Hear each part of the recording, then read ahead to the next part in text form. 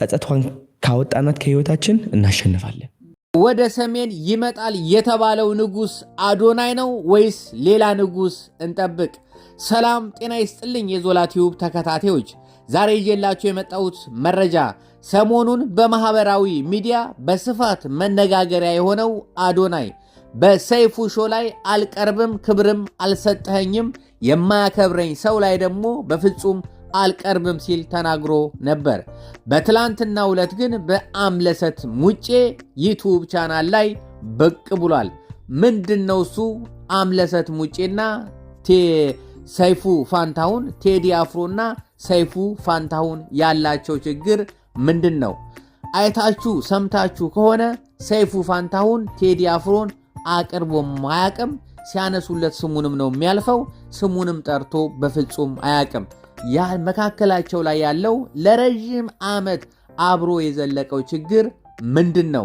አሁን ደግሞ በዛ ችግር ላይ አምለሰት አመታ በሰይፉ ሾው ላይ አልቀርብም፣ ሰይፉን አልፈልግም ያለውን ሰው ደግሞ አምለሰት ሙጬ ይዛ መታ ማቅረቧስ ምንድን ነው? እሱ ያሉትን መረጃዎች እናጠራለን። እናንተ የጣት አሻራችሁን ቁጭ ማድረግ እንዳትረሱ። እንግዲህ ወደ ሰፊው ሚዲያችን ወደ ሰፊው በጣም ሰፊ ነው በነገራችን ላይ በሰፊው ስቱዲዮች ላይ በተሽከርካሪ ወንበር ላይ ቁጭ ብዬ ነው ይሄን መረጃ ወደ እናንተ ለማድረስ እየተዘጋጀው ያለሁት። እንግዲህ ሰሞኑን በስፋት በማህበራዊ ሚዲያ ላይ መነጋገሪያ ከሆነ ሰንብቷል። በነገራችን ላይ በውድድሩም በዩቲ እና በአዶናይ መካከል ላይ ያለው ውድድር በስፋት መነጋገሪያ አድርጎታል። ከዛ በኋላ እንግዲህ አዩቲ በሰይፉ ሾው ላይ ከቀረበች በኋላ ግን ይሄማ ጥሩ ነገር አይደለም ተብሎ ነገሩ በጣም በስፋት መነጋገሪያ ሆኖ አዶናይም በዛ ሚዲያ ላይ መቅረብ አለበት የሚል ጫና ሰይፉ ፋንታሁን ደርሶበት ሰይፉ ፋንታሁንም ብቅ ብሎ አዶናይ አይደለም ሌሎች ቲክቶከሮችም እየመጡ ራሳቸውን ማስተዋወቅ እንዲመርጧቸው ቅስቀሳ ማድረግ ይችላሉ፣ ምንም ችግር የለብንም፣ አዶናይም ጥሪ ተደርጎለታል ብሎ በራሱ በዩቲዩብ ገጹ ላይ ለቆ ነበረ። ሰይፉ ፋንታሁን ይሄንን ካጋራም በኋላ ግን አዶናይ ብቅ ብሎ በፍጹም በአንተ ሚዲያ ላይ አልቀርብም፣ አግኝቼ የነበረ በስነ ስርዓት አላናገርከኝም፣ ክብር አልሰጠኝም፣ አላከበርከኝም፣ ሰውም ላቅርብ ምናምን ነው እንጂ ያልከው እሺ አላልከኝም በአንድ ጊዜ ብሎ ያው ይሄንን መልስ ሰጥቷል። በዚህ ላይ እዚች ላይ ልመልስና ወደ ዋናው ወደ ቴዲ አፍሮና ወደ ሰይፉ ፋንታሁን ወዳላቸው ችግር ይሄዳለሁ።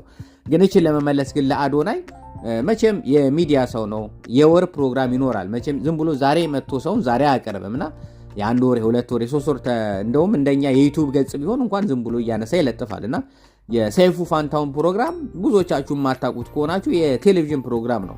የቴሌቪዥን ፕሮግራም ደግሞ ዛሬ አንድ ሰው ስለመጣ ብቻ የሚቀርብበት አይደለም።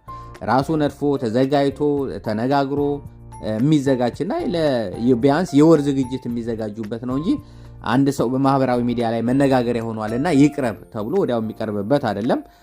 ስለዚህ ሰይፉ እንደው መኪናውን አቆሞ ማናገሩ ሰላም ማለቱ በጣም ትልቅ ነገር ነው ብዬ ነው የማስበው። እዚህ ጋር ችኛዋን ፋይል ለመዝጋት ማለት ነውና ቅረብም ብሎታል። በእርግጥ ያው አልቀርብም ብሏል።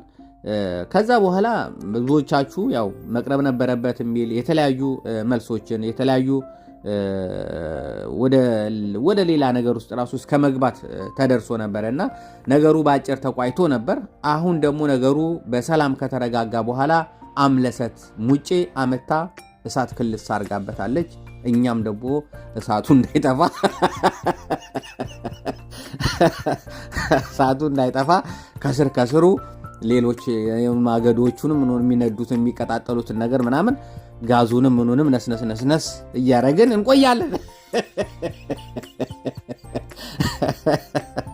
ሰሞኑን ጭር ብሎ ነበር ትንሽ ይሄ ማህበራዊ ሚዲያ ትንሽ ጭር ብሎ ነበርና አሁን ደግሞ ትንሽ አሁን ጥሩ ነው፣ አየሩ ጥሩ ነው።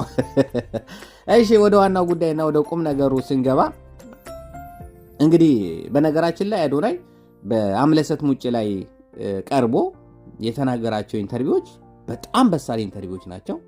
በጣም የሚገርሙ ንግግር ከአዶናይ ያልጠበቅኳቸው ወይ ደግሞ እስከዛሬ ያልተናገራቸው ንግግሮች፣ አዳዲስ ንግግሮች እና በሳል ንግግሮች፣ ጥሩ ንግግሮችን ሲያደርግ ገርሞኛል። በጣም በሳል ንግግሮች እስከዛሬ ያው ሲያወራ የነበረው መቼም እናንተም ታውቁታላችሁ እኔም አውቀዋለሁ።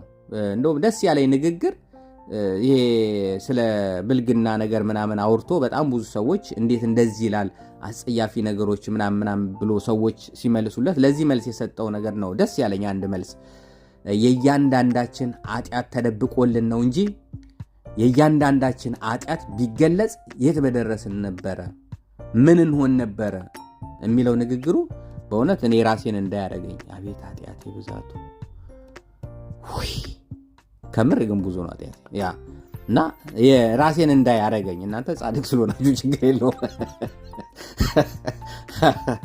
ራሴን እንዳያረገኝና አሁን ግን በአምለሰት ሙጭ ላይ የሚናገራቸው የሚጠቀማቸው ቃላት የሚናገራቸው የሚተነትንባቸው የሚያስረዳበት መንገድ በእውነት የአንድ ሰዓት ኢንተርቪው ዝም ብዬ ክሊክ ላድርገውና ዝም ብዬ እንደው ምናምን ብዬ ክሊክ አደረኩት ሰዓቱ አጠረብኝ ከንግግሩ እንዴ ሊያልቅ ነው እንዴ ብዬ ተናደድኩ። ከምር ነው የምለው ለምን አለቀ ለምን እንዴት ምናምን ብዬ ተናደድኩ። በጣም ኃይል ቃል ጥሩ ቃል የሚገስጽ የሚያስተምር ሰዎች በራሳቸው እንዲተማመኑ የሚያደርግ በእውነት በጣም አሪፍ ቃል ነው።